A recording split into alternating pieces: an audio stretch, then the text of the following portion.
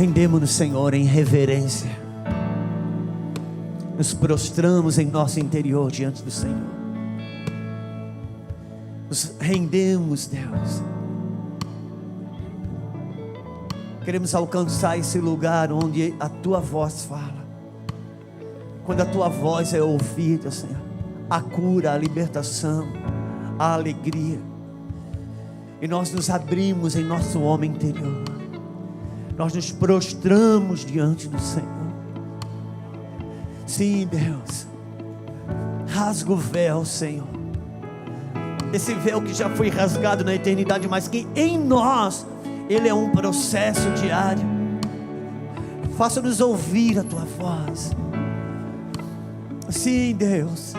Faz-nos acessar, Senhor, aquilo que está na eternidade. Pai, no nome do Senhor Jesus, que haja um calar e um cessar de qualquer voz que não seja a voz do Teu Espírito. Pai, em nome do Senhor Jesus Cristo, vem, Senhor, e sela o Teu selo de amor sobre nós. Abre, Senhor, e nos contacta com a eternidade. Nós clamamos pelo toque da eternidade, pelo toque da ressurreição, pela Tua voz poderosa, em nome do Senhor Jesus Cristo. Nós clamamos o Espírito e a verdade, clamamos o sangue do Cordeiro. Sim, Senhor, a voz das muitas águas.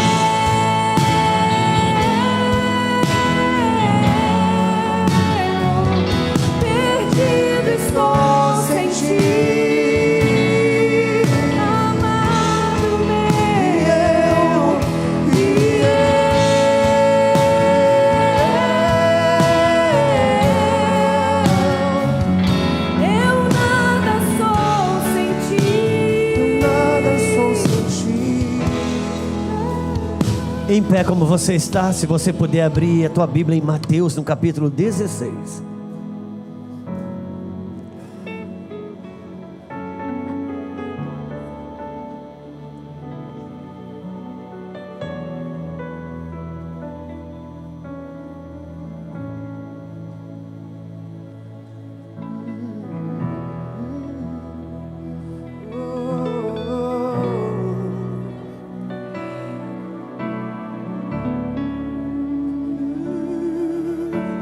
Só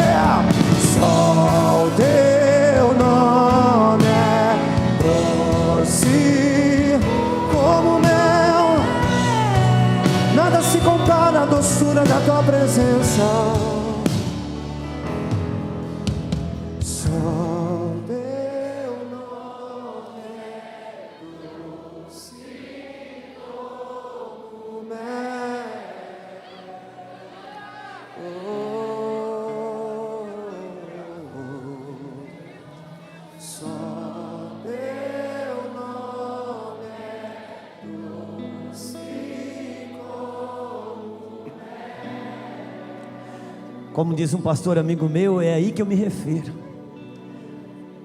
Você pode entrar no seu quarto com uma lista de oração, com uma lista de pedido, com uma lista de queixas, até Ele aparecer e te tocar. Tudo que você pediu você não quer mais, suas reclamações vão embora, suas queixas vão embora, porque um toque dele dissolve tudo. Um toque dele dissolve tudo. Porque não tem a ver com o que ele tem para dar, mas quando ele chega, uma suficiência chega. Não tem a ver com o que ele dá, é uma suficiência. Ele abastece uma falta sem dar nada. Ele é uma suficiência.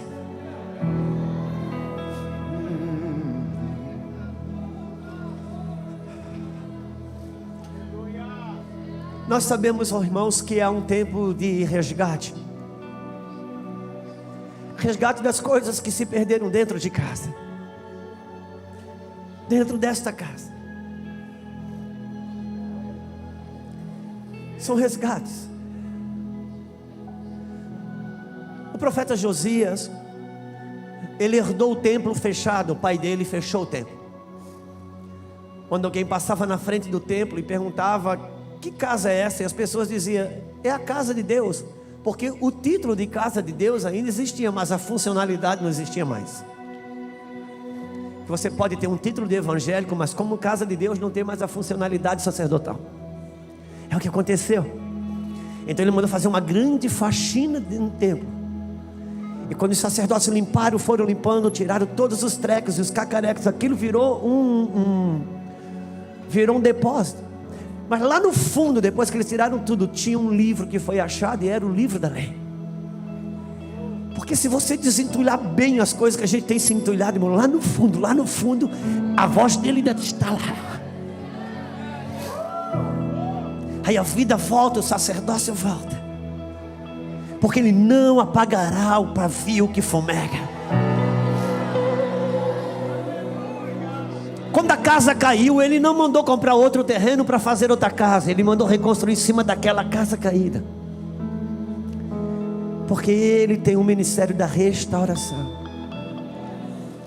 E eu quero ler Mateus 16, exatamente porque há uns 6 meses atrás, eu estou com várias coisas no meu espírito.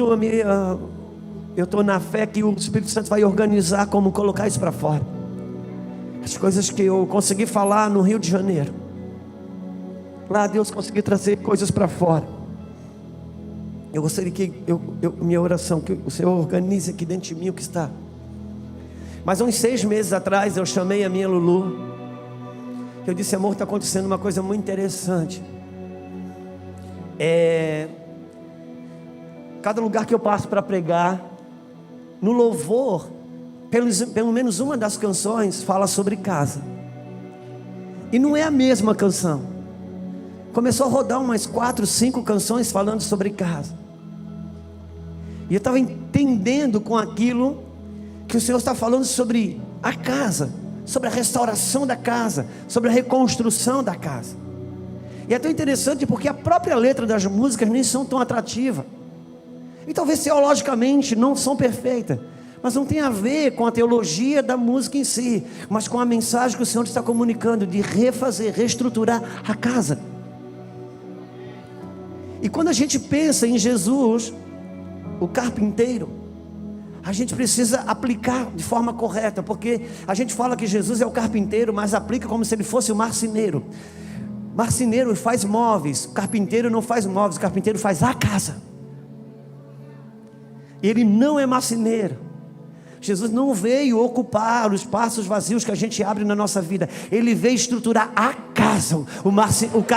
O carpinteiro, ele faz a casa. Ele trabalha na estrutura da casa. Em Mateus capítulo 16, versículo...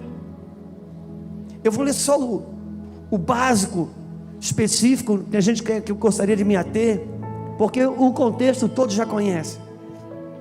Versículo 18. Também eu te digo: tu és Pedro, e sobre esta pedra edificarei a minha igreja. As portas do inferno não prevalecerão contra ela. versículo 22. E Pedro, chamando-o à parte, começou a reprová-lo, dizendo: tem compaixão de ti, Senhor, isso de modo algum te acontecerá. Mas Jesus, voltando-se, disse a Pedro: arreda-te, Satanás, tu és para mim pedra de tropeço. Podemos sentar, irmãos?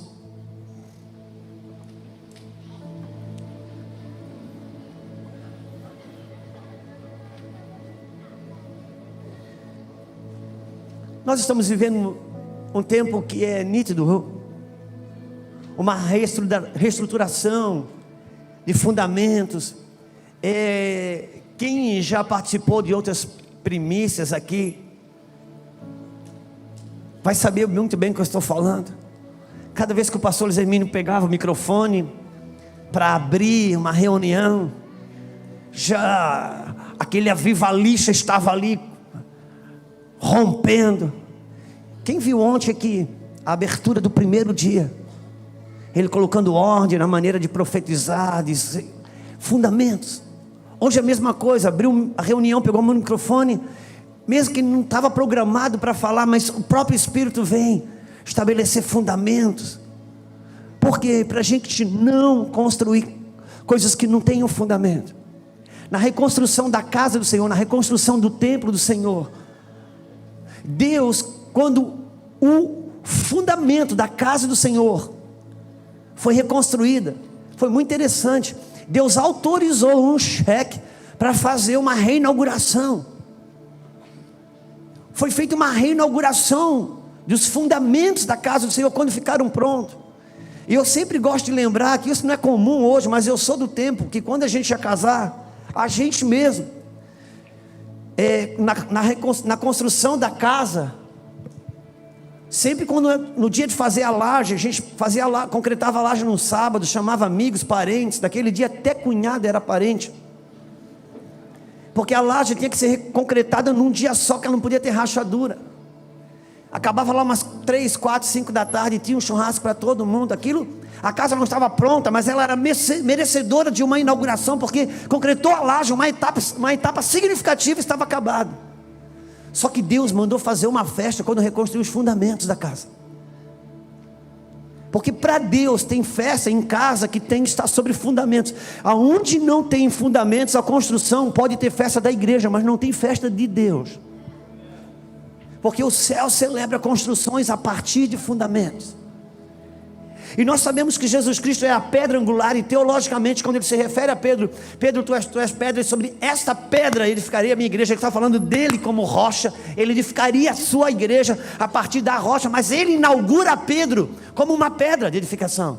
Ele estabelece: Pedro, você é uma pequena rocha, aí eu sou a pedra fundamental, a pedra angular, mas a partir desse momento eu te inauguro como também uma base sobre a face da terra, onde o céu vai construir coisas.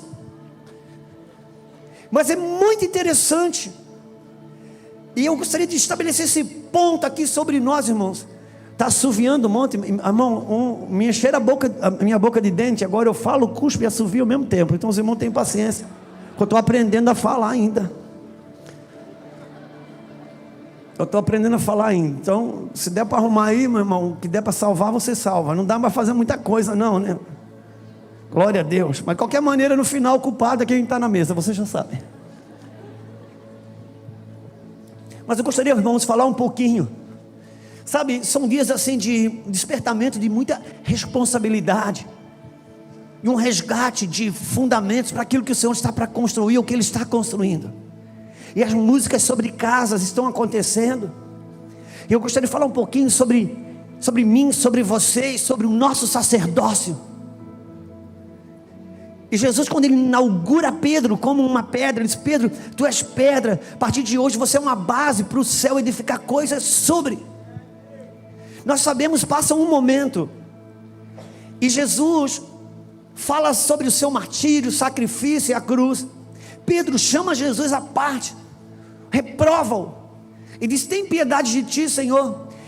E Jesus diz para Pedro: para trás de mim, Satanás, você me serve como pedra de tropeço.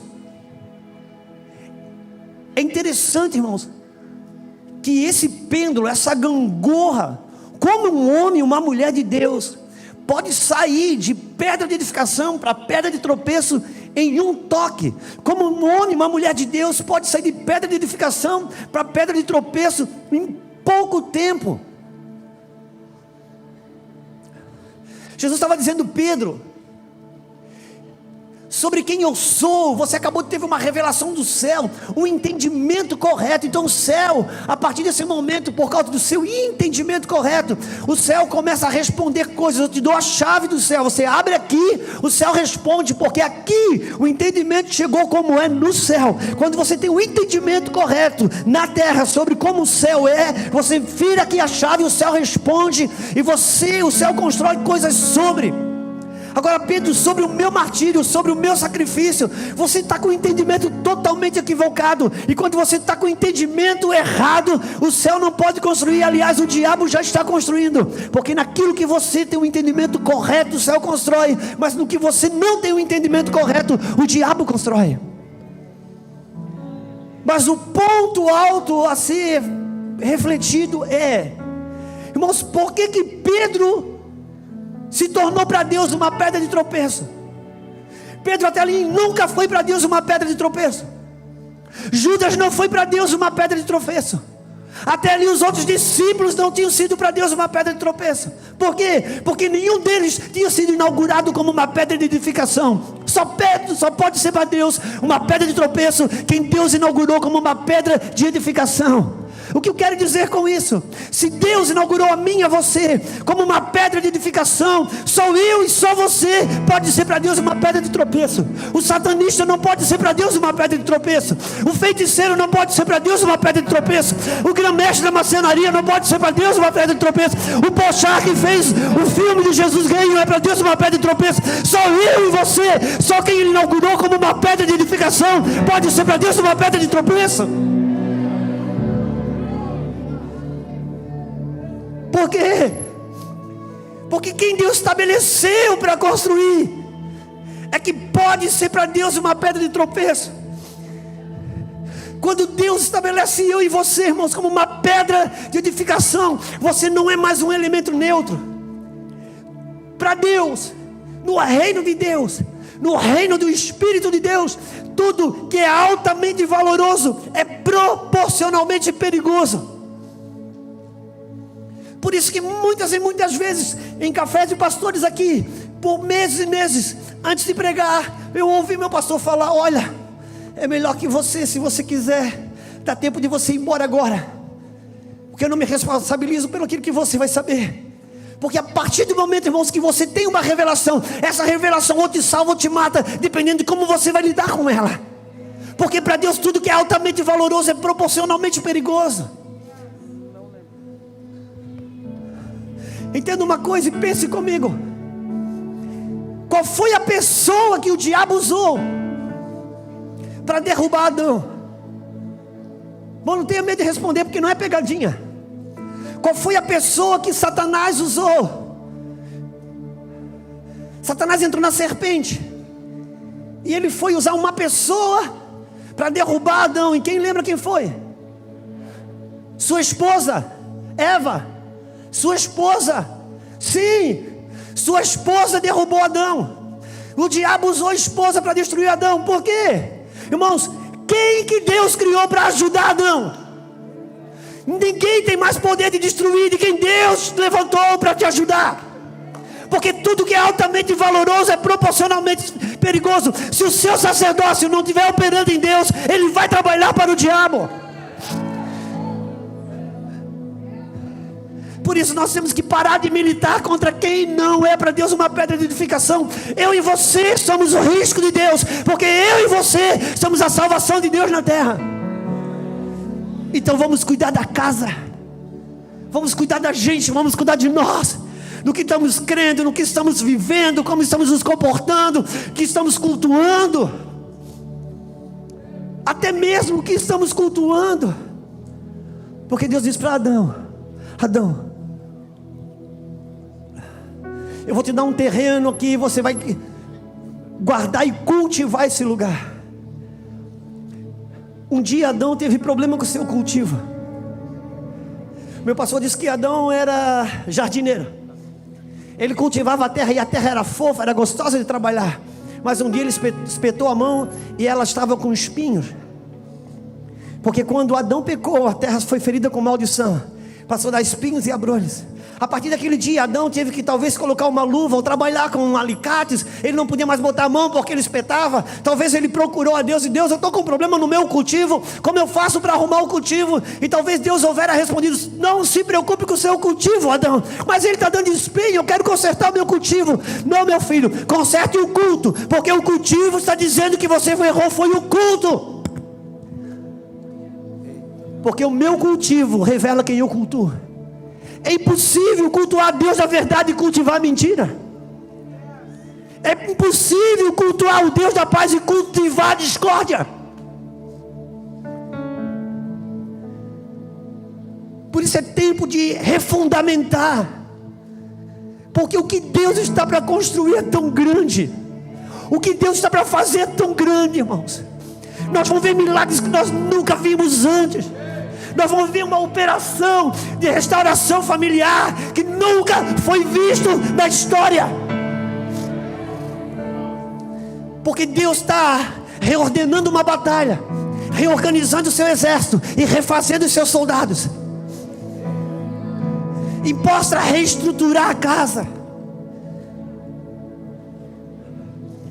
Deus, aquilo que Deus estabeleceu para ajudar o homem, foi o que derrubou o homem.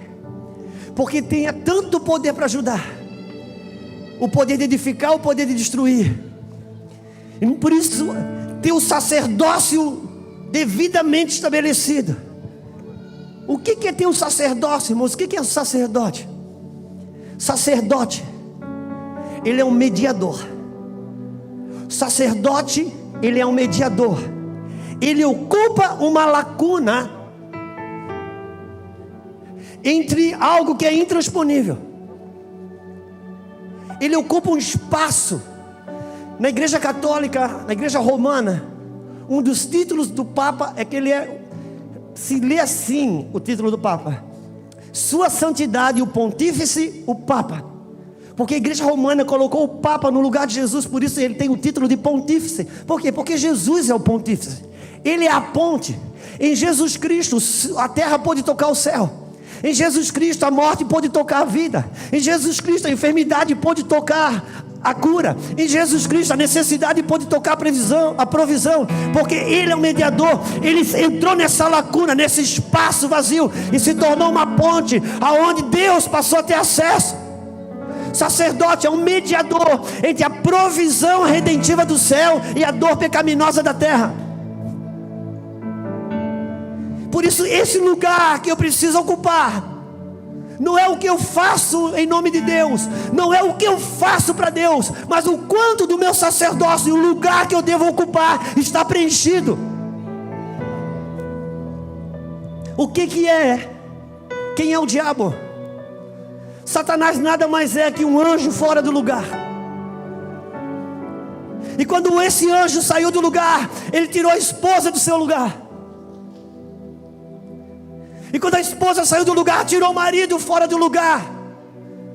Quando ele era um anjo, saiu do lugar de anjo, se tornou diabo. E tirou a esposa do lugar, ela também se tornou um diabo para o seu marido. E assim foi, porque tudo fora do lugar vira demônio, ainda que seja anjo.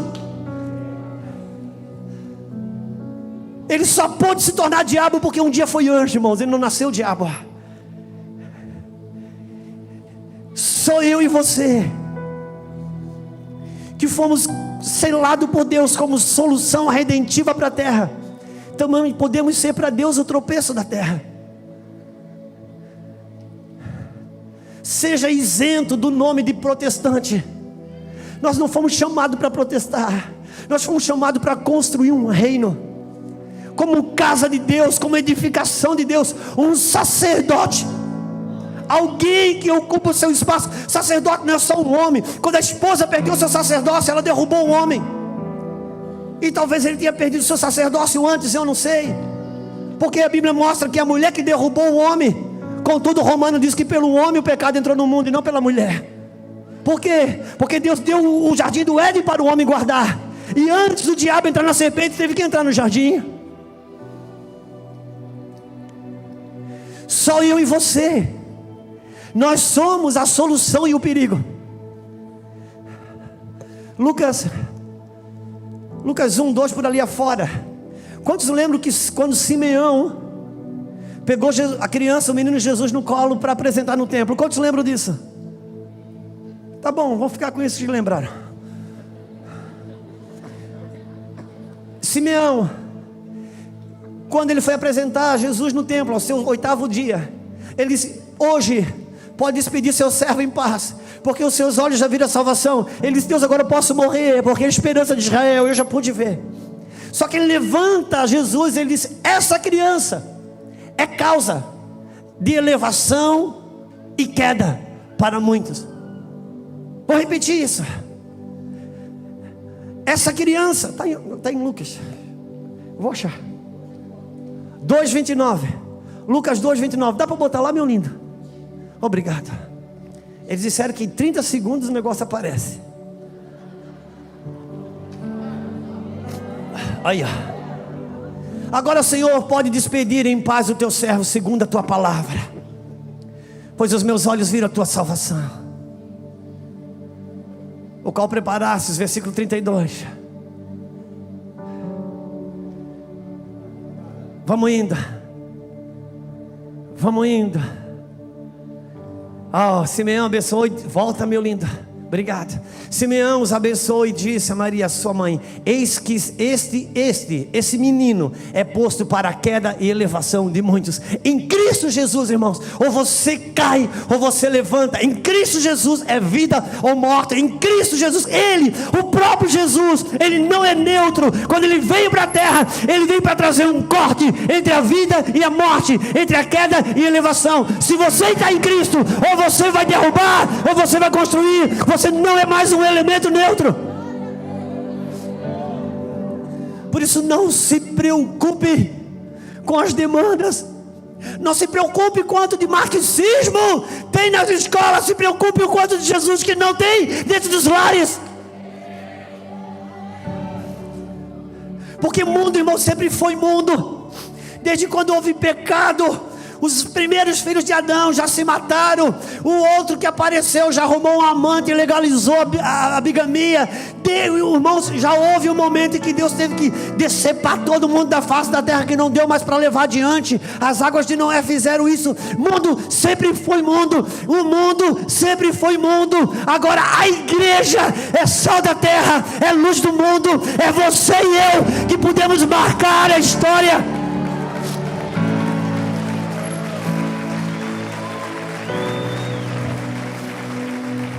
É você, somos nós. Só nós podemos ser pedra de tropeço para Deus. Não se preocupe com o lado de fora.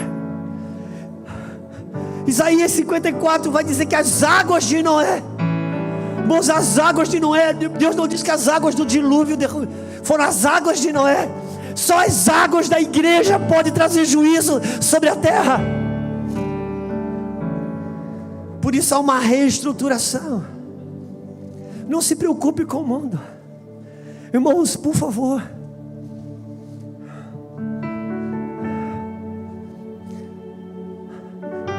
A gente precisa trabalhar, entender a importância que tem. Irmãos, isso não é uma mensagem motivacional ou coisas do gênero. Não, mas entender a importância.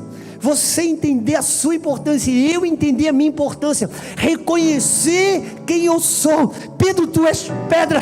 Pedro, tu és pedra. Você foi estabelecido como uma pedra. A partir de hoje, o reino espiritual começa a construir coisas sobre você. Se você não deixar Deus construir, o diabo vai construir, porque Deus estabeleceu você e eu como uma pedra de edificação. Você é um portal, acabou. Se você não se abrir para Deus, o diabo vai entrar. Levantai, ó portas, as vossas cabeças, porque o Rei da Glória quer entrar. Nada mais nos resistirá. Maior é o que está em nós do que o que está no mundo. Maior é o que está em nós do que o que está no mundo. Entenda o seu sacerdócio, irmãos. Sacerdote é alguém que ocupa um espaço vazio para ligar a morte na vida. Se eu não ocupar esse lugar, o que a Bíblia diz? No mesmo terreno, o mesmo terreno que foi preparado para o plantio do trigo, enquanto os homens dormiam, o inimigo plantou o quê? O inimigo plantou o joio no terreno. Que terreno? O terreno que Deus preparou para plantar o trigo. Por quê? Porque o inimigo, ele não tem território. Ele trabalha com os territórios que Deus deu para os seus filhos e eles desocupam.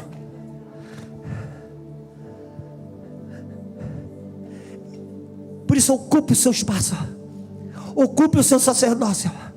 Não tem a ver com soberba, não tem a ver com prepotência, tem a ver com reconhecimento de quem você é.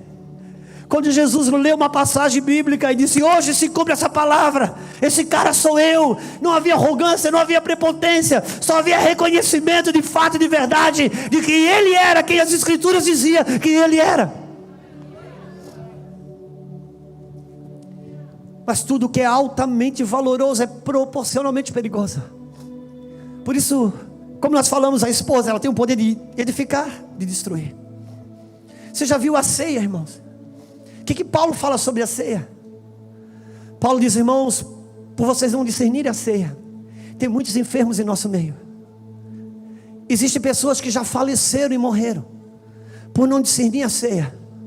E o que a gente fez, irmãos? A gente começou a botar medo na ceia, e agora a gente se separa da ceia. A gente se afasta da ceia. Por que a ceia tem um poder de matar? Porque ela foi feita para salvar. Só o que foi feito para salvar tem o poder de matar. Só o que foi feito para curar tem o poder de enfermar. Por isso que quem tem uma experiência negativa com o que foi feito para salvar, depois tem dificuldade de ser salvo. Quantas pessoas você vê na igreja que tiveram líderes manipuladores, abusadores, dominadores, que castraram, e hoje tem dificuldade de se entregar a uma paternidade. Por quê? Por causa da arma que foi feita para castrar. Alguém pegou uma faca e o castrou.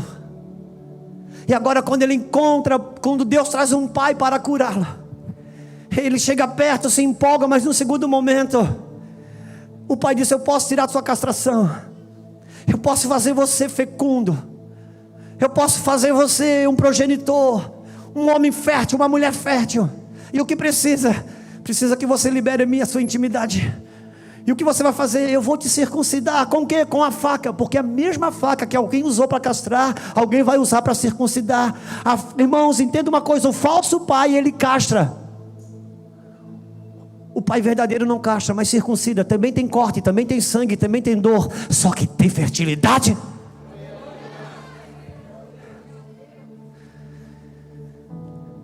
E quem tem uma experiência negativa com o que foi feito para salvar, não se deixa mais ser salvo. Quantos entendem o que estamos falando?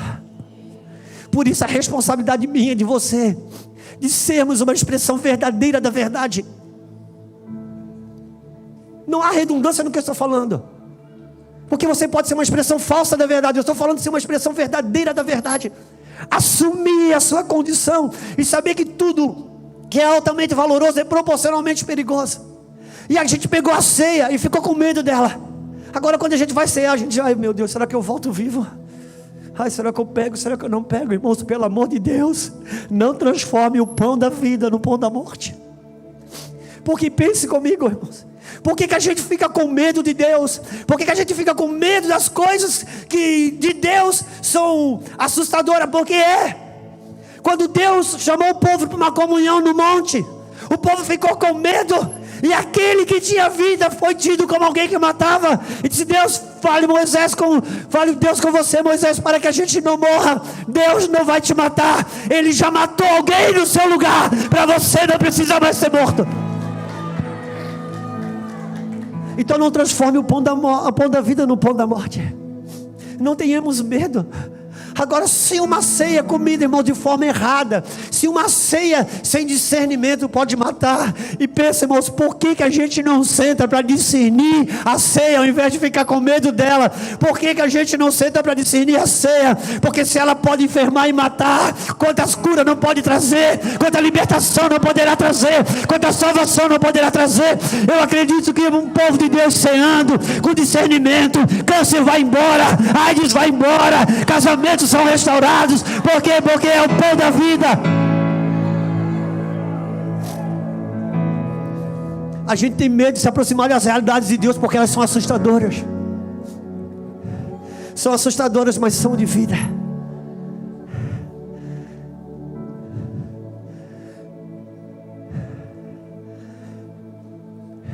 A ceia é um exemplo clássico, Deus. Irmãos, no reino de Deus, tudo que é altamente valoroso é proporcionalmente perigoso. Quem é a figura que estabelece identidade e destino para uma casa? É o pai. Irmãos, você conhece alguém que tem mais poder de destruir uma pessoa do que um pai? Porque tudo que é altamente valoroso é proporcionalmente perigoso. Então não vamos se assustar e ficar com medo. Vamos ocupar o espaço que é nosso. Se eu ocupo o meu espaço, não preciso brigar com o alheio. Entenda uma coisa: só eu e você podemos ser uma pedra de tropeço para Deus. Só quem Ele inaugurou como uma pedra de edificação. Então assuma. O sacerdócio precisa ser assumido. O meu espaço vazio sendo ocupado. Em 1 Coríntios capítulo 7, versículo 3, se eu não me engano, 3 e 4, diz o seguinte: se o irmão puder botar lá, coloca, para que entendamos, irmãos. A Bíblia diz o seguinte: o maligno não me... Mas a Bíblia também diz: não deis lugar ao... Quer dizer que o maligno não me toca, mas eu posso dar lugar para ele. Porque o diabo, irmãos, ele não tem lugar. O diabo trabalha com espaços e lacunas que eu e você podemos dar, por espaços que são nossos e nós não ocupamos. 1 Coríntios capítulo 7, versículo 3 e 4. É o capítulo 7, não sei se eu falei errado, me perdoa. Vai dizer que o corpo do homem não é do homem, é da mulher. O corpo da mulher não é da mulher, é do homem. Aqui vai dizer que o marido tem que pagar a benevolência à mulher e vice-versa. A mulher não tem poder sobre o seu próprio corpo, mas o marido... Vamos para o versículo 5. Não vos defraudeis um ao outro, senão por consentimento mútuo, por algum tempo, para vos aplicardes a oração, e depois ajuntai-vos, para que o Satanás não entre na vossa incontinência. Esse é o ponto. Irmãos, a Bíblia diz que o corpo do homem não é dele, é da esposa. O corpo da esposa não é dela, é dele. Se os dois não devem negar o acesso um ao outro, aqui não fala de sexo, mas fala de um elemento e um princípio relacional. E vai falar que eles não devem se negar o acesso um ao outro. Se tiver que se separar, abrir por um tempo, por um propósito específico de jejum, de oração, uma viagem, ou o que quer que seja de mútuo acordo, tudo bem, que façam, mas logo volta, para que o diabo não entre no meio da incontinência, porque se não voltar, perde o sacerdócio da relação dos dois. O diabo entra ali exatamente, e quando você quer voltar, você não volta mais, não sabe por que não volta, mora junto, paga as contas junto, come junto, mas não consegue mais voltar, porque negligenciaram, abriram um espaço, não voltaram. Ele ocupou o espaço sacerdotal da relação. Por isso você, pai e mãe, que já tem um filho com mais de 1 ano de idade, ainda está dormindo na cama, enquanto que o outro dorme, marido ou esposa dorme no chão. Tira essa criança, esse lugar o diabo quer. Não coloque a criança no lugar que o diabo quer estar. Irmãos, não ponha nada fora do lugar. Trabalhe na ordem de Deus. Ordem é diferente de organização. Organização é aquilo que você pode fazer com as suas mãos e a bagunça não aparece. Ordem é aquilo que vem antes e vem depois, e só isso é Deus que estabelece. Por isso que os números são chamados números ordinários, porque Ele estabelece o que vem antes e o que vem depois. Não tire nada fora da ordem de Deus, porque o sacerdócio consiste em que cada coisa ocupe o seu devido lugar, e o diabo não tem acesso. o mesmo lugar que foi preparado para o trigo, o diabo plantou, o inimigo plantou o joio. Por isso que Pedro tem sido o objeto de estudo. Me desculpe a palavra objeto, mas em Pedro fala-se sobre construção. E eu gostaria de ler um texto em Mateus 26. Eu vou ter que ver onde é que está. O irmão me ajuda lá, Mateus 26. Me ajuda, por favor. Mateus capítulo 26.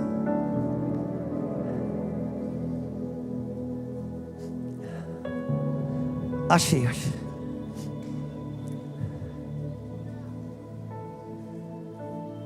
Versículo 36.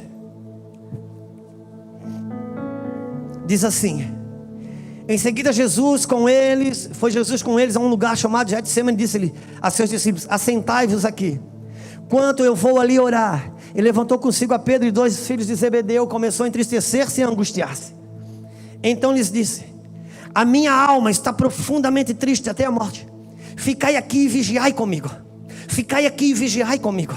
Adiantando-se um pouco, prostrou-se sobre o seu rosto, orando, dizendo: meu Pai, se for possível, afasta de mim esse cálice, todavia não seja como eu quero, mas como tu queres.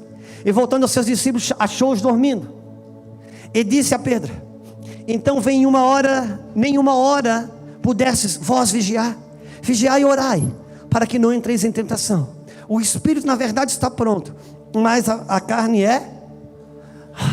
Pedro, novamente, irmãos, o mesmo terreno que foi preparado para plantar o trigo, enquanto os homens... Não foi a pessoa que plantou o trigo que dormiu, foi os homens que dormiam. O inimigo plantou o joio, porque o joio, irmãos, é plantado no nosso sono. Agora importa dizer, irmãos, que sono na Bíblia fala de uma morte. Não é um mero sono físico. Quando Sansão tinha um flerte com aquela mulher, o que acontecia depois? Ele dormia. Aquilo não fala de um sono físico, aquilo fala de um sono espiritual. Quando Davi sai de um sono para deitar com Betseba, isso não fala de um sono físico, mas de um sono espiritual. Portanto, desperta tu que dormes, e Cristo o iluminará. Então, entenda o seu sacerdócio, a importância dele. 3 discípulos, Jesus disse: gente, orem comigo, vigiem comigo. Ele, angustiado, disse: Pai, se for possível, afasta de mim esse cálice, contudo não se faça a minha vontade, mas a tua. Quando ele volta, os 3 estão dormindo. Ele fala com quem? Ele cita o nome daquele que ele estabeleceu como pedra. Se você for estabelecido como pedra, eu e você não podemos dormir. Por quê? Porque um cochilo pode colocar muita coisa a perder. Um cochilo, irmãos, põe muita coisa a perder. Porque o Espírito está pronto, o que Deus tem para você está pronto, a unção está pronta, os dons estão prontos, os milagres estão prontos. A carne é que pode colocar tudo a perder. Portanto, não combata contra ninguém, vigie para que você suporte na hora da pressão. Agora entenda uma coisa, meu amado. Jesus está no Getsemane. A Bíblia diz, irmãos, ele suou sangue. Se tem médico aqui vai saber muito mais explicar isso.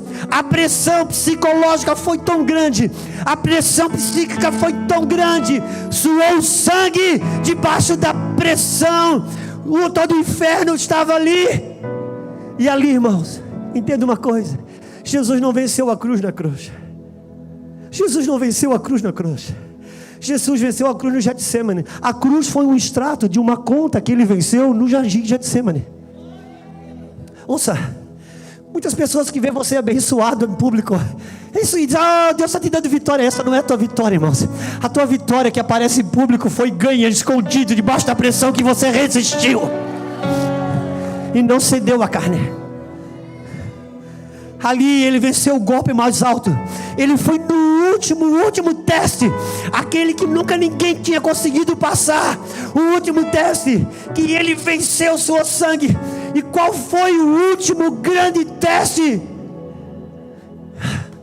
Irmãos, ele não disse: Pai, se for possível, afasta de mim esse cálice, contudo não se faça a minha.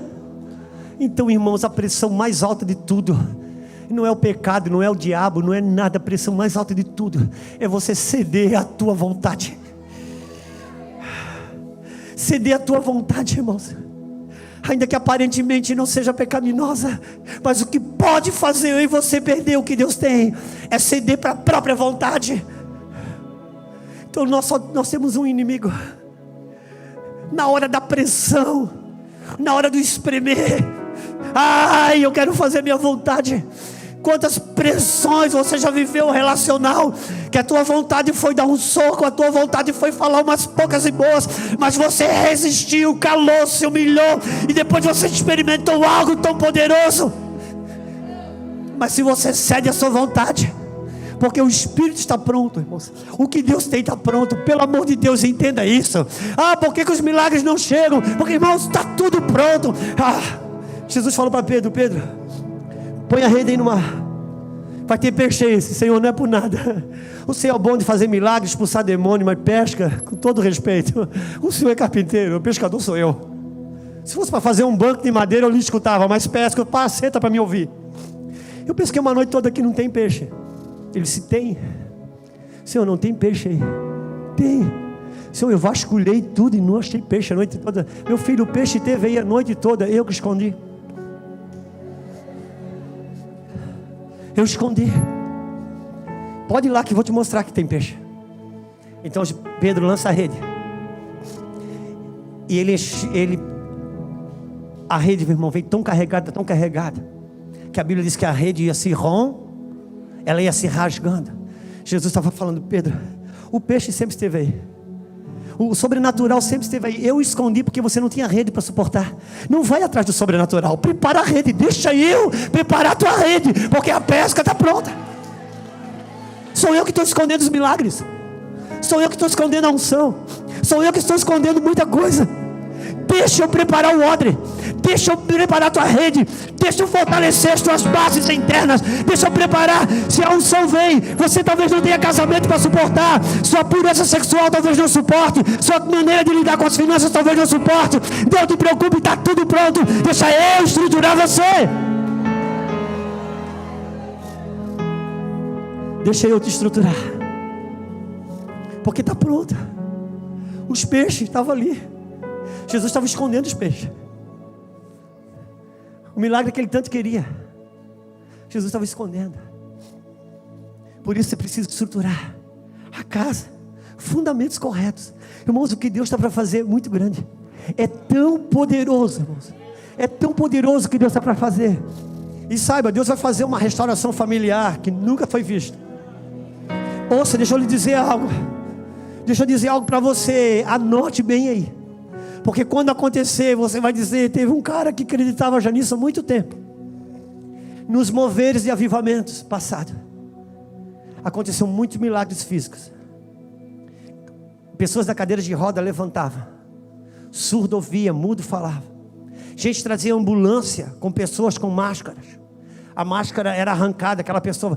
Gente que morria em casa, eles não levavam para o hospital, eles levavam para um ginásio, para um estádio de futebol, e lá a pessoa ressuscitava. Quem sabe o que eu estou falando? Ok, irmãos. Próximo mover de milagre vai ser de restauração familiar. Filho que saiu de casa dizendo que homem que saiu de casa dizendo que não se identificava com o sexo masculino, vai voltar para casa homem. Filha que saiu de casa ou está em casa dizendo que não se identifica com o sexo feminino, do dia para a noite vai ser milagre extraordinário e inexplicável.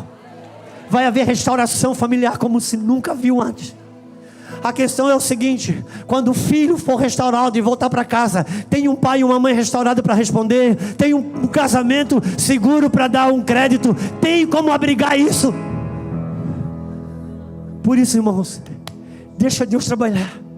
Deus, irmãos, hoje não está preocupado. A igreja, irmãos, ela está brigando com o ímpio. Nunca aconteceu isso na terra. Nunca aconteceu.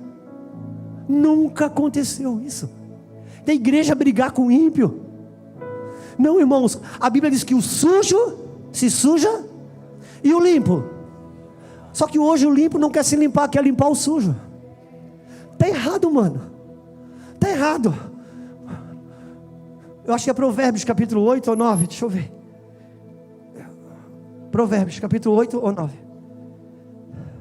Deixa eu ver aqui. Põe lá o Provérbios, acho que é 9, irmãos. Provérbios 9, deixa eu achar. O provérbio eu já achei. Vamos achar o 9. Provérbio 9, versículo 7. Põe lá para nós, por favor. Irmãos, vamos aprender a Bíblia e vamos aprender de forma correta. O que repreende o escarnecedor, afronta, toma para... O que repreende o escarnecedor, acontece o quê? Toma afronta para si, irmãos.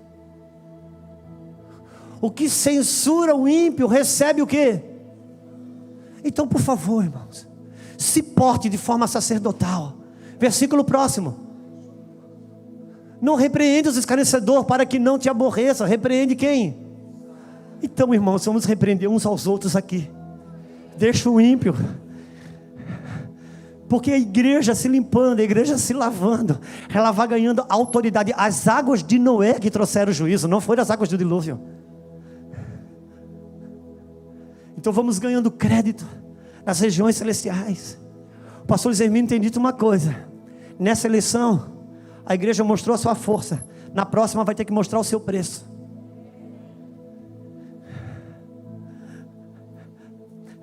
Irmãos, se livra do espírito do protesto, edifica.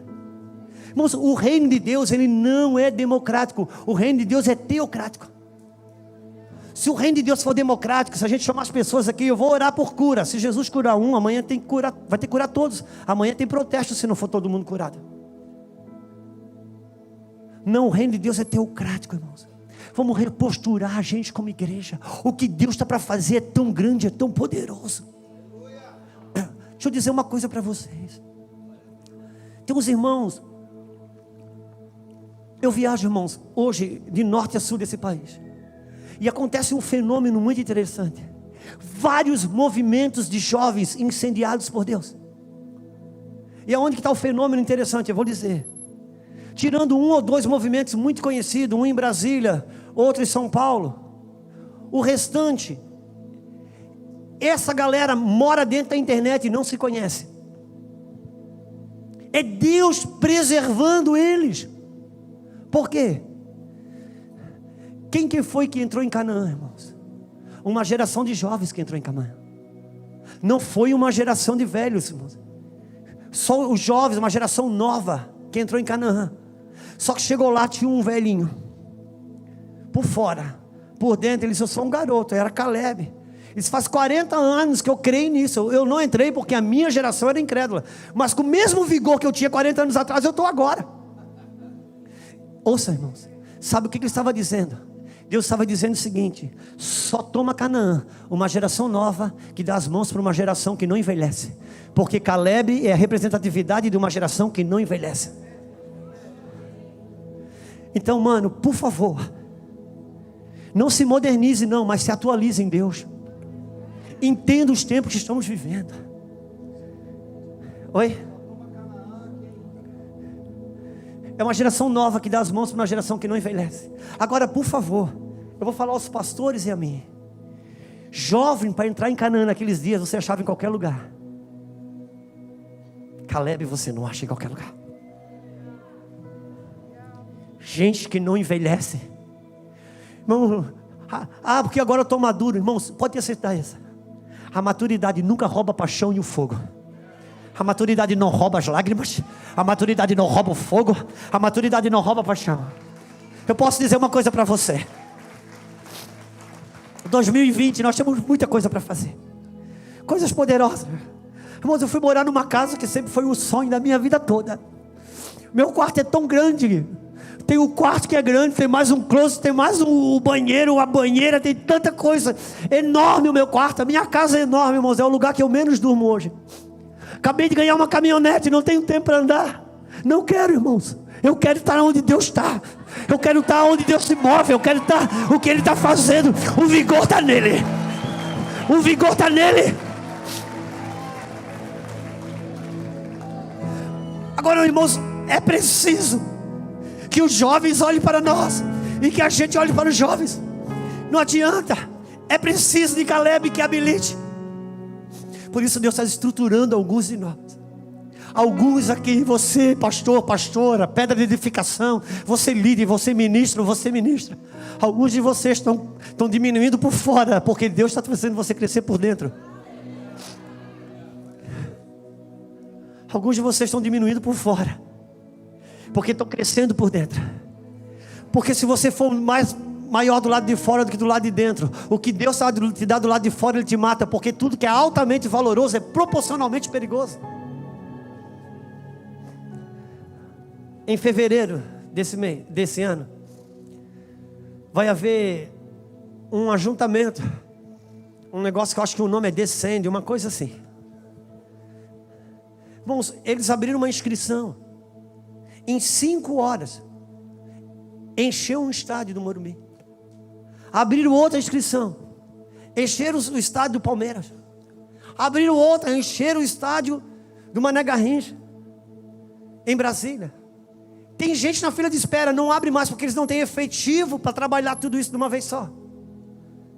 90% desse público é jovem. Então Deus não tem problema, Deus está tocando o coração dos jovens, está enchendo. Só que uma pergunta, irmãos: quando esse jovem descer da arquibancada, quantas referências, quantas casas podem ampará-los? Depois de sair da experiência da salvação, quem pode ser uma referência de edificação? Quem pode ser uma casa balizadora? Porque um evangelho, irmãos, que só faz você descobrir que pode tatuar e beber. Se tudo que o evangelho da jovialidade fez você descobrir que você pode tatuar, que não é pecado, pode beber, que não é pecado, pode botar o piercing, que não é pecado. Amém, glória a Deus. Mas edifica o que é isso aí, irmãos? Com essa descoberta, como é que vai estar seu filho, seu neto? Hein? Porque se você sabe controlar um copo de cerveja, eu não sei se o seu filho vai saber, eu não sei se o seu neto vai saber. Então não traz a cultura do álcool de dentro para a igreja não, meu irmão. Deixa fora, não tem problema, deixa fora. Deixa fora. Ah, mas não é pecado, cara, mas não ajuda em nada. Se ocupa com o que edifica, se ocupa com o que ajuda, mano. Vamos se ocupar. Vamos dar importância para aquilo que realmente importa. É tempo, irmãos, de movimentos precisos, específicos, inteligentes, sábios. Pô, quer tomar a tua birita? Toma, irmão. Pelo amor de Deus, é capaz de eu ir para o inferno e você ir para o céu. Isso não é um problema. Eu estou falando, irmãos, de movimentos de sabedoria, de gente sábia, sábios construtores, homens e mulheres que se ocupam com aquilo que vai dar um norte para uma geração, para amanhã, depois da manhã, depois da manhã e quadripois da manhã. Nós precisamos disso. Nós necessitamos disso. Por isso ocupe o seu sacerdócio, ocupe o seu espaço. Irmãos, não precisa ser um homem, uma mulher ultra, super, mega power espiritual. Só precisa ocupar o espaço que Deus te deu. Sabe, irmãos, em 1 Coríntios capítulo 11, vou dar um exemplo bíblico, 1 Coríntios capítulo 11, versículo 3. Irmão, põe lá para mim, por favor. Não olhe para o relógio não, mas por favor, me ajuda. Não olhe para o relógio. 1 Coríntios 11, 3. Mas quero que saibais que Cristo é o cabeça de todo o homem o cabeça da mulher e Deus o cabeça de Cristo. Irmãos, Deus aqui está estabelecendo uma hierarquia de autoridade familiar. Ponto.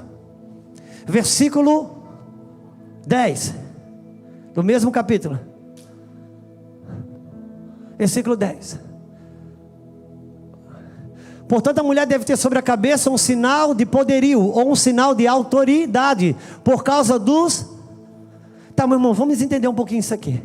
Deus estabelece uma hierarquia. Deus o cabeça de Cristo, Cristo cabeça da mulher, Cristo, Deus cabeça de Cristo, Cristo do homem, o homem da mulher. É uma hierarquia de ordem familiar. No versículo 10 diz que a mulher deve ter sobre a cabeça um sinal de autoridade. E é por causa dos anjos. Irmãos, por quê? Porque anjos é exército. Anjo não se move por emoção. Anjo se move por autoridade e submissão.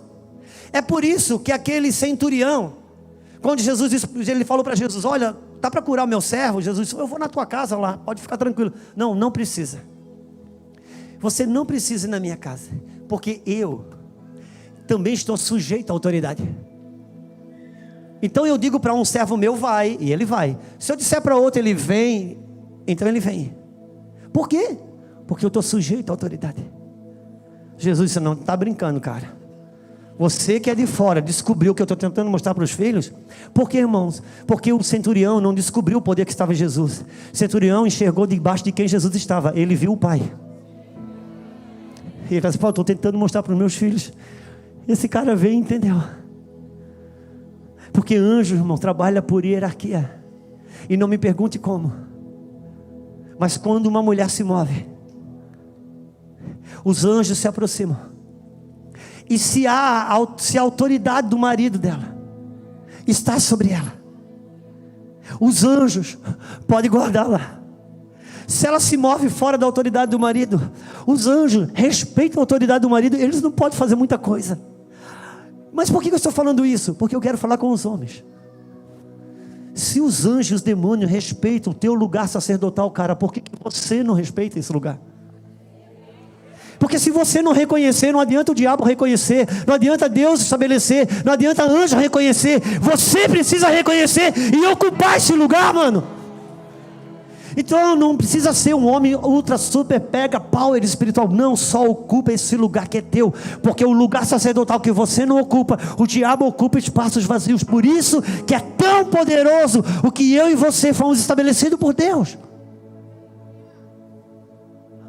É uma lei do reconhecimento, irmãos. Ela anda assim, ela anda fino com a prepotência, com o orgulho, com a presunção. Porque Jesus, irmãos, vamos pensar se Jesus não parecia ser um presunçoso. Jesus disse assim: aprendei de mim que eu sou humilde. Irmão, quem fala que é humilde para nós já não é. Jesus disse que era. Só que ele era humilde mesmo. Ele simplesmente estava dizendo o que ele era. Era a lei do reconhecimento. É você entender que Deus estabeleceu. A esposa, mano, seja só esposa. Não precisa ser ultra, super, mega pau espiritual.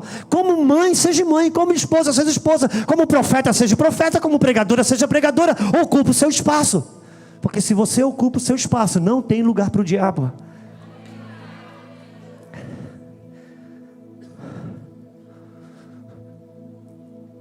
Meu Deus, eu vou ver que horas tem. Se puder, eu vou falar a última coisa aqui. Tá tarde. Vamos tomar ceia. A verdade é, irmãos, eu não estava fazendo de brincadeira, não. É porque me veio uma coisa na minha cabeça. Eu ia mostrar sobre... agora a jogadinha foi boa, pastor. O vendedor foi bom, né? 1 Coríntios capítulo 5. Coloque lá, irmãos.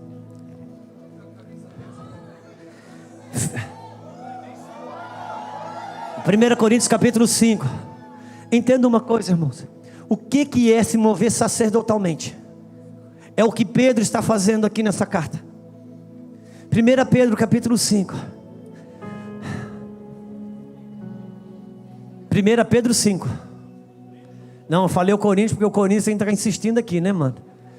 Coríntios não é bom nem na Bíblia muitas vezes, mano.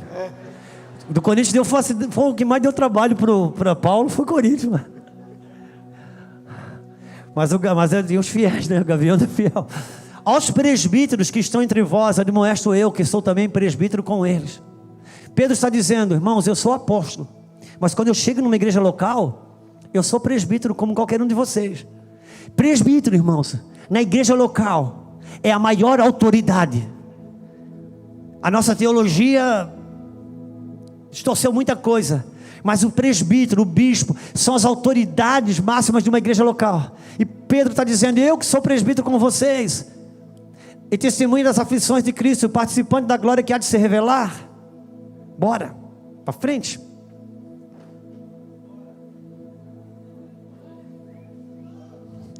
Apacentai o rebanho de Deus que está entre vós, tendo cuidado dele, não por força, mas voluntariamente, nem por torpe ganância, mas de ânimo pronto. Ele está dizendo: olha, a primeira camada de liderança da igreja, apacentai com amor, com carinho, não por torpe ganância. Não use abuso da autoridade, não queira extorquir ninguém, não seja imparcial, mas seja modelo para o rebanho. Ok, vamos para lá, versículo 3.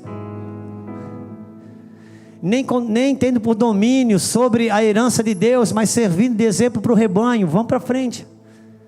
E quando apareceu o sumo sacerdote, alcançareis a incorruptível coroa da glória. Versículo 5.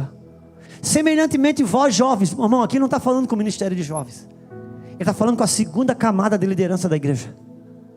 Ele está dando um recado. Primeiro, ele fala para os pais da igreja, a primeira camada de liderança da igreja: gente, seja amoroso, não seja dominador, sirva de exemplo, ama o rebanho. Depois vai falar com a segunda camada de liderança da igreja, vai dizendo: olha, sede sujeito aos anciãos. Irmãos, anciões e presbítero é a mesma coisa. E sede sujeitos uns aos outros, revestidos de toda a humildade. Engraçado, que ele não fala de humildade com a primeira camada de liderança, ele vai falar de humildade com a segunda.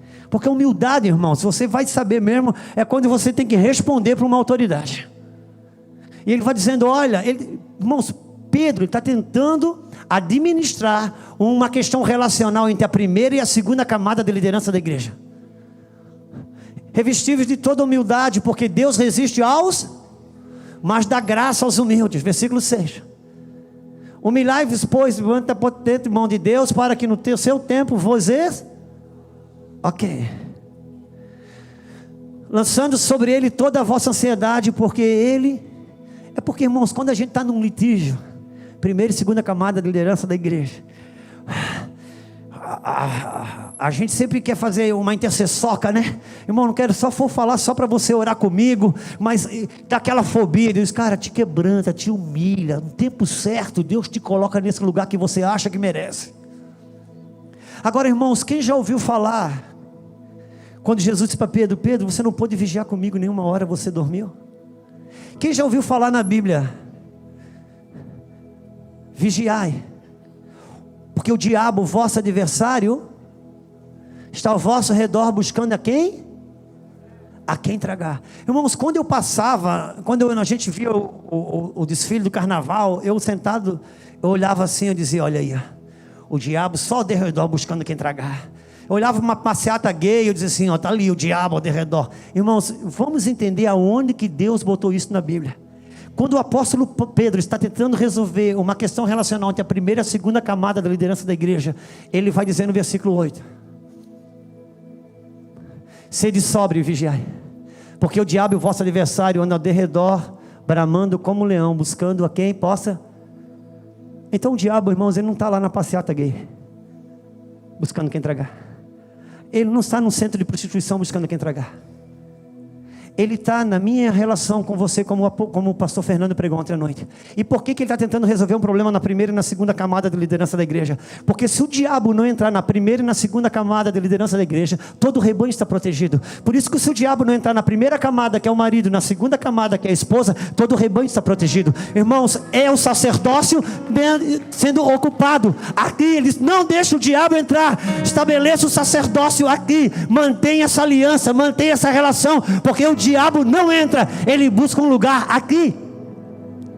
Por isso, você cumpre seu sacerdócio na igreja, quando você é um apaziguador, quando você diz: cara, não é bem assim, não, fica tranquilo, espere em Deus. Sabe, irmãos, é quando você, porque se você não ocupar o seu sacerdócio para Deus, de alguma maneira, o inverso acontece. Versículo 9: o qual resistir firme. Resistir quem firme, irmão? Resistir quem? Resistir quem? O diabo. Mas a gente resiste o irmão, a gente não resiste o diabo.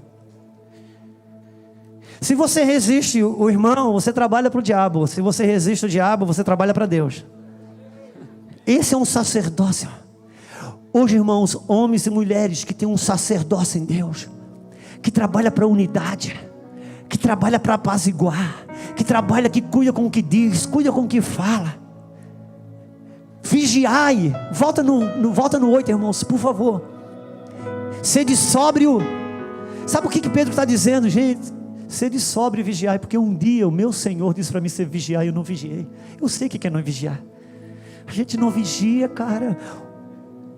Irmãos, 1 minuto de sono pode botar muita coisa a perder. Sede sóbrio e Irmão, só pode vigiar quem é sóbrio. Deus não dá nada para um bêbado cuidar. Ninguém dá nada para um bêbado cuidar. Você só dá para cuidar quem é sóbrio. Agora escute uma coisa, meu irmão. A sobriedade te faz confiável. Amar, Deus ama a todos. Amar, Deus, você não precisa fazer nada para Deus te amar, mas vai ter que fazer para Deus confiar. Amar, Deus ama a todos, mas confiar, Ele não confia em todos. Você já viu aquele tipo de pessoa que ela é tão querida, tão maravilhosa, se ela não pode ir, a gente paga o ingresso só para ela estar junto, tão querida que ela é amável, mas você não confia um projeto na mão dela. Não basta ser amável, é preciso ser confiável. Alô? Sede sóbrio. Sóbrio, irmãos, vigia nas suas pressões. Quando a sua carne gritar, ela pode roubar. E hoje, qual é a maior dificuldade hoje? Irmãos, no mundo, ninguém mede o quanto que um país tem de dinheiro e o quanto que um país não tem de dinheiro. O que se mede é a credibilidade e a confiabilidade do investimento.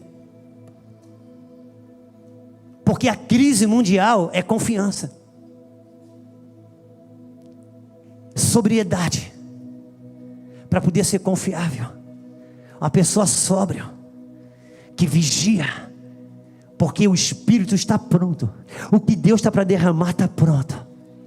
Mas a carne é fraca, debaixo da pressão. Eu sou espremido a fazer a minha. Quando Jesus, irmãos, Ele gritou o último grito com o céu. Ele disse: Pai, essa vontade minha está difícil. Pai, se for possível, afasta de mim esse cálice. Contudo, não se faça a minha vontade, mas a tua. Deus Pai olhou assim e pensou: se a tua oração é verdadeira, ok, então eu vou fazer a minha vontade e não a tua. Irmãos, deixa eu dizer uma coisa: o que nós cantamos, se você não crê quando canta, Deus crê quando ouve. Então quando você canta, essa casa é tua casa, tira as coisas fora do lugar, Deus vai vir, irmãos, Ele vai tirar. Porque se você não crê quando canta, Ele crê quando ouve, porque Ele é o Deus da fé e o amor tudo crê. Confiáveis, pessoas sóbrias, pessoas confiáveis. Assuma o teu sacerdócio. Não queira ser ultra espiritual. Ocupe aquilo que é o seu sacerdócio. Isso, irmãos, é em qualquer área. Temos aqui em cima pastor Jefferson, pastora Vanessa, são empresários. Lá na sua empresa, já tentou fazer de tudo, não deu certo. Quando decidiu só ocupar o lugar que tem de dono e proprietário, deu certo. Porque só ocupe o lugar que é seu. E naquele lugar, estando ocupado, todas as outras coisas vão ganhando o seu devido lugar. Porque quando o sacerdócio é estabelecido, todas as coisas vão para o seu devido lugar. Se ocupa os espaços. Por isso que para sair do Egito, não precisou sacerdócio no Mar Vermelho, mas para ocupar o espaço de Canaã, precisou sacerdócio no Rio Jordão. Porque para ocupar espaços e lugares de domínio, governo e autoridade, é preciso sacerdócio. Homens e mulheres de responsabilidade, mais do que amáveis, mais do que queridos, confiáveis em Deus. Fique de pé comigo, vamos orar.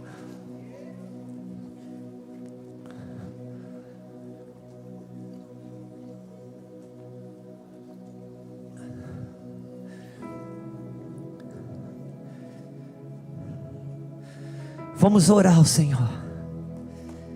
Estamos sendo desafiados a ocupar o meu espaço. Não é o quanto que eu faço, irmãos, é o quanto que de espaço que Deus estabeleceu para mim está devidamente ocupado. Meu espaço de servo de Deus, de homem, de mulher, de pastora, de esposa, de mãe, ocupar os espaços que são seus. Uma vida sacerdotal devidamente ocupada. Sabe, irmãos, o seu sacerdócio. Ocupar um sacerdócio. Sabe quando Jesus fala: tive sede, me desse de comer, tive fome, me desse de beber. estive doente, me visitasse. Irmãos, deixa eu dizer uma coisa. Dentro de um sacerdócio real, visitar o doente cabe tanto para mim e para você, que vamos no hospital visitar alguém doente, como para qualquer profissional da área de saúde. Se ele cumprir o sacerdócio dele ali, ele já está visitando o Cristo que está doente.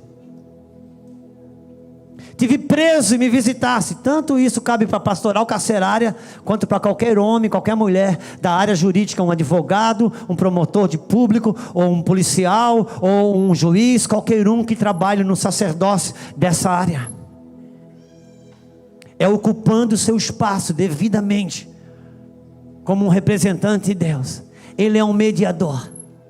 O pastor Marlon, ele é professor Pardal. Ele faz cada coisa, cada máquina que é impossível fazer, ele faz. Ele é um sacerdote, irmãos. Ele chega no empresário, o empresário diz: Marlon, eu preciso de uma máquina que faça isso aqui. Tem que entrar uma garrafa e sair um boneco lá na frente. Ninguém consegue fazer. O Marlon chega, irmãos, e de forma sacerdotal, ele consegue, irmão, fazer essa máquina. Ele cria a máquina, faz ela funcionar. E ele se estabeleceu como um mediador entre a necessidade daquele homem e a solução do problema. Parabéns, seu sacerdócio bem cumprido em Deus. E dessa forma, cada vez que eu me reporto à minha direita ou à minha esquerda, de forma sacerdotal, eu estou sempre como um disponibilizador redentivo para uma necessidade da terra. É meu sacerdócio. Vamos orar ao Senhor. Coloca a mão no seu coração, se não for pedir muito. São dias que o Senhor está nos clamando e chamando por responsabilidade, estruturação da igreja. Há uma vida de Deus para fluir. Oh Pai, em nome do Senhor Jesus, eu oro por cada homem, por cada mulher nesse lugar. Senhor, encontre em nós um lugar de rendição, uma rendição no nosso interior. Nos ajuda, Senhor, a vencer as pressões onde as nossas vontades gritam. Nós sabemos que a nossa vontade é morte, Senhor.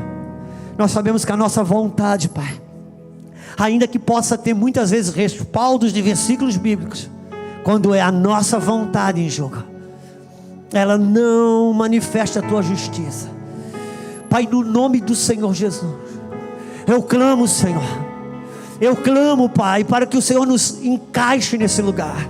Pai, no nome do Senhor Jesus, aonde o diabo entrou, Senhor, onde Satanás entrou, nas áreas jurídicas, Senhor, nas áreas eclesiásticas, Pai, nas áreas políticas, Senhor, em todas as áreas de negócios, nas áreas de comunicação, nas áreas, Senhor, da educação. Pai, no nome do Senhor Jesus, aqui estão os seus sacerdotes, Senhor, na família, Pai, em nome do Senhor Jesus. Senhor, que o diabo seja banido, que é onde demônios embusteiros, onde a tua palavra fala sobre demônios embusteiros, que venha um vento do teu Espírito, Senhor, que venha um vento do teu Espírito, que as casas vazias, elas sejam cheias daquilo que o Senhor tem, que elas sejam ocupadas pelos seus filhos, que elas sejam ocupadas pelos seus filhos. Pai, no nome do Senhor Jesus, Espírito Santo, vem nos convence, Senhor, dos nossos postos, nos convence dos nossos postos, Senhor, nos alinha, Senhor, nos faz ocupar, nos estabelece nesses lugares.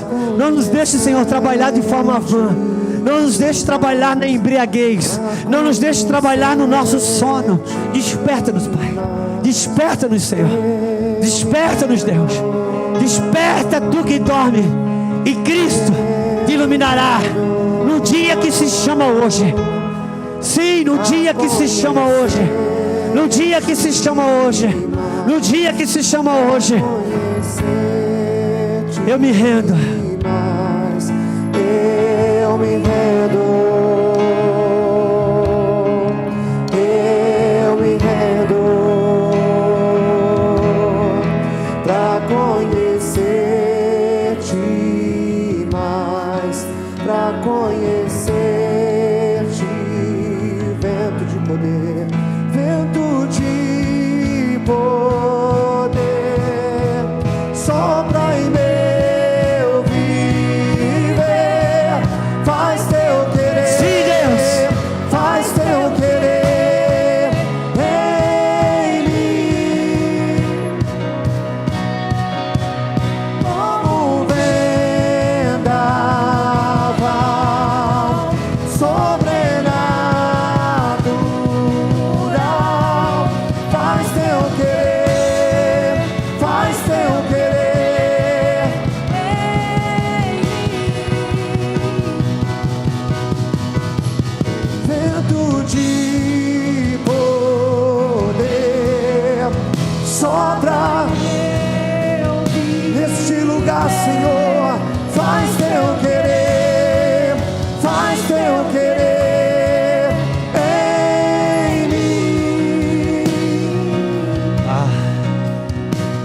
Nós vamos precisar que os irmãos sentem para que a ceia seja servida.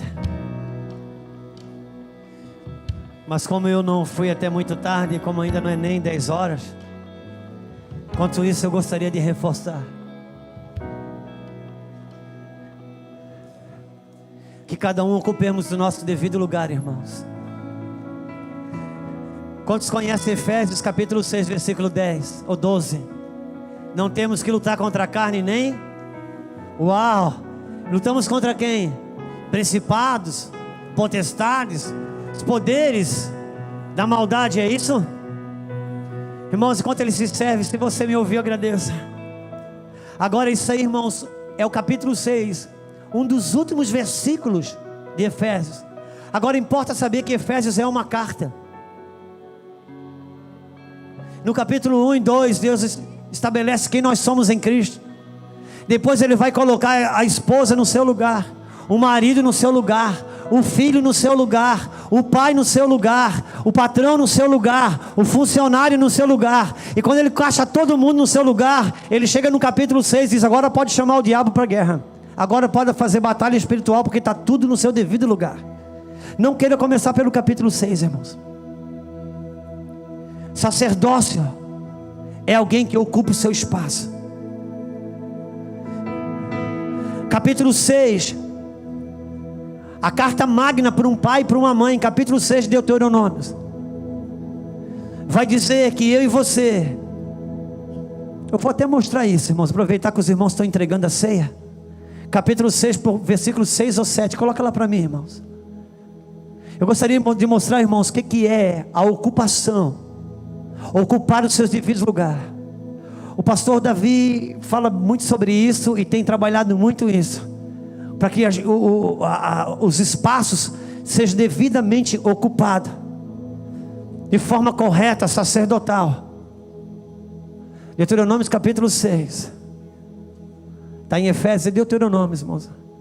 Capítulo 6, versículo 6, vai falar que um pai e uma mãe deve inculcar no seu filho: essas palavras que eu te ordeno estarão no teu coração. Versículo 7. Pode ir que vai dar certo.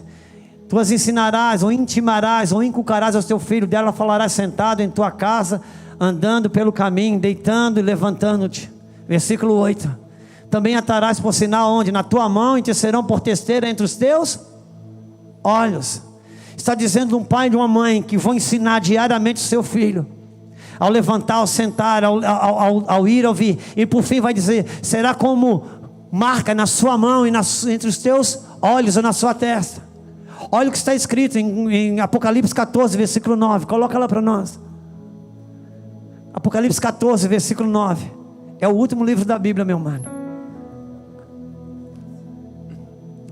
E os seguiu o terceiro anjo, dizendo com grande voz: se alguém adorar a besta ou a sua imagem, receber o sinal na testa ou na sua mão. Segura aí, o que vai acontecer? Também este beberá o vinho da ira. Então a besta vai marcar onde? Na testa é onde? Mas quando ela vir marcar no seu filho, se você já marcou na testa e na mão, não vai ter lugar para ela marcar, porque já está ocupado com aquilo que deve estar ocupado. Então não te preocupa com chip, irmão, que Deus não é bobo, não vai lidar com negócio de chip, essas coisas. É vida prática, real, realidade. Você já marcou uma forma de pensar e uma maneira de viver. Quando a besta vir marcar, seu filho já está marcado, porque não tem espaço. Ela só vai marcar onde tem espaço vazio. Por isso que até tem um ditado que diz que mente vazia, oficina do diabo, não é isso? Ocupemos, irmãos. Só nós podemos ser tropeço para Deus. Agora, por isso, vamos assumir um lugar. O que Deus está para fazer nessa nação jamais foi visto. É o movimento dos últimos dias. É onde a igreja vai sair de um vale de ossos secos para um grande exército. Eu sei que Deus vai fazer isso. Deus está sinalizando de maneira muito forte. Precisa de gente doida que acredite, de gente desequilibrada, gente que crê. E nós vamos cear. Nós vamos cear. é a marca da nossa mediação. É a ceia, é a marca da nossa mediação.